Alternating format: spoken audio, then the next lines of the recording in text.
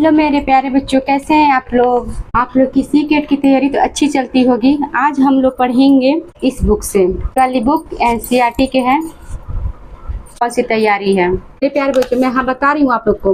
हाथ से बना के नोट्स, जो हाथ से बनाया हुआ नोट्स है उसे मैं पढ़ा चुकी हूँ। पहला अध्याय आप लोग हाथ से बनाया हुआ नोट्स देख लीजिए। इससे हम अब नहीं पढ़ाएंगे फिर से, क्योंकि दोहराने से क्या फायदा जब मैं उसे बता दी हूँ। तो इसी का अध्याय 1 का ना इससे क्वेश्चन बनेगा। अध्याय 1 से उतना है, इसमें चैप्टर वाइज मिलेगी।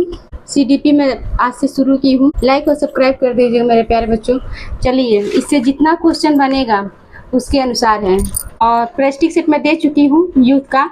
अब मैं एनसीईआरटी का प्रेस्टिक सेट से मैं आप लोग को दे रही हूँ बुक से। मतलब पहला अध्याय से, दूसरा अध्याय से जितना क्वेश्चन बने उससे मैं दे रही हूँ। आप लोग पढ़ा रही हूँ, उससे जरूर एक बार पढ़िए, क्योंकि इससे बाहर कुछ नहीं पूछेगा। जो क्वेश्चन रहता है उतना ही पूछेगा। इसमें क्वेश्चन आंसर मैं दूंगी केवल, क्योंकि मैं पढ़ा चुकी हूँ। वो वीडियो आप लोग जाके देख लीजिएगा, या देख चुके होंगे तो सही है, फिर से देख लीजिएगा आप लोग। इसमें मैं केवल क्वेश्चन आंसर ही दूंगी, क्योंकि पूरा कवर करना है। जुलाई में पेपर होगा, पूरा कवर करना सारा सब्जेक्ट का बहुत मुश्किल है, इसलिए मैं समझाऊंगी नहीं। केवल क्वेश्चन आंसर दूंगी। जो हाथ बनाया और नोट्स दे रही हूँ उसमें मैं समझाती हूँ। तो पहला है प्रारंभिक बाल्यावस्था इस अवधि की ओर संकेत करती है। अब प्रारंभिक बाल्यावस्था किस ओर संकेत करती है? 3 से 8 वर्ष तक, ये सही है। आगे है विकास का सिर पदाभिमुख दिशा सिद्धांत व्याख्या करता है कि विकास इस प्रकार आगे बढ़ता है।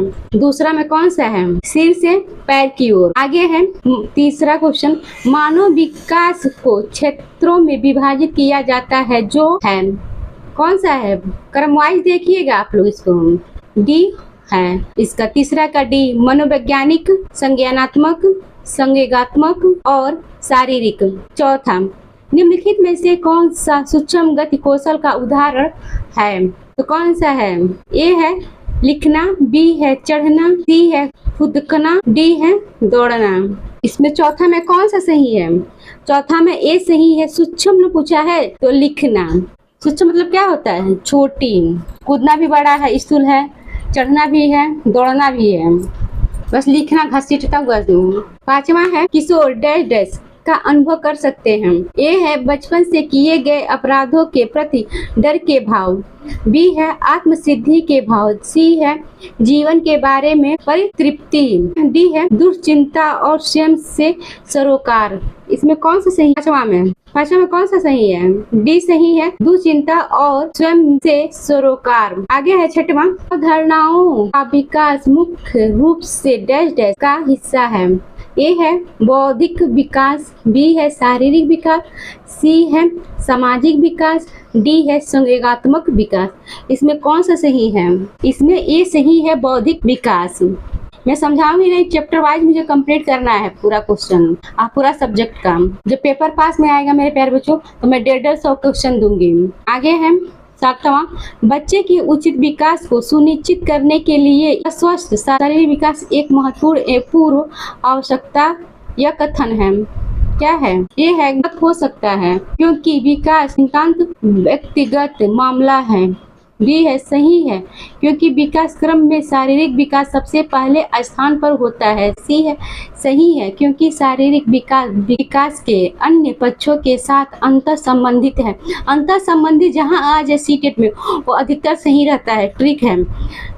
डी है गलत है, क्योंकि शारीरिक विकास के उच्च पक्षों को किस भी प्रकार से प्रभावित नहीं है। तो इसमें क्या है? इसमें सी सही है। मैं कही ना, अंतर संबंधी जहाँ आ जाए सही रहता है सीटेट के लिए, तो सी सही है, क्योंकि शारीरिक विकास के अन्य पक्षों के साथ अंतर संबंधित है। आगे है 8वां, निम्न में से किसका मिलान उचित है? ए है शारीरिक विकास वातावरण, बी है संज्ञानात्मक विकास परिपक्वता, सी है सामाजिक विकास वातावरण, चौथा है डी है संवेगात्मक विकास परिपक्वता। तो इसमें डी सही है, संज्ञानात्मक विकास परिपक्वता। 9वां, मानव विकास है, मानव विकास डैश डैश है। ए है मात्रात्मक, बी है गुणात्मक, सी है कुछ सीमा तक अमापनीय। इसमें कौन सही है? ए और बी दोनों सही है, मात्रात्मक और गुणात्मक। आगे है 10वां, शेषा काल की अवधि है। शेषा काल की अवधि कौन सा है? जन्म से 2 वर्ष तक, बी है जन्म से 3 वर्ष तक, सी है 2 से 3 वर्ष तक, डी है जन्म से 1 वर्ष तक। इसमें कौन सा सही है? इसमें ए सही है। शेषा काल पूछा है ना, शेषा अवस्था नहीं पूछा, शेषा काल पूछा है, तो शेषा काल जन्म से 2 वर्ष तक होता है। 11वां है, निम्नलिखित में से कौन सा कथन विकास और अधिगम के बीच संबंध को सर्वश्रेष्ठ रूप से जोड़ता है? ए है विकास अधिगम से स्वतंत्र है, बी है अधिगम विकास के पीछे रहता है, सी है अधिगम और विकास समानार्थक पारिभाषिक शब्द है, सी है अधिगम और विकास एक जटिल तरीके से अतः संबंधित है। इसमें कौन सा सही है? 11 में 11 में डी सही है, अधिगम और विकास एक जटिल तरीके से अंतर संबंधित है। अभी मैं आप लोग बताई थी 7वां क्वेश्चन में अंतर संबंधित जहाँ आ जाए वो सही माना जाता है, ट्रिक है चीटेड का। निम्नलिखित में से कौन सा आयु समूह परिवर्तित बाल्यावस्था श्रेणी से अंतर्गत आता है? ए है 11 से 18 वर्ष, बी है 18 से 24 वर्ष, सी है जन्म से 6 वर्ष और डी है 6 से 11 वर्ष। तो डी सही है, 6 से 11 वर्ष।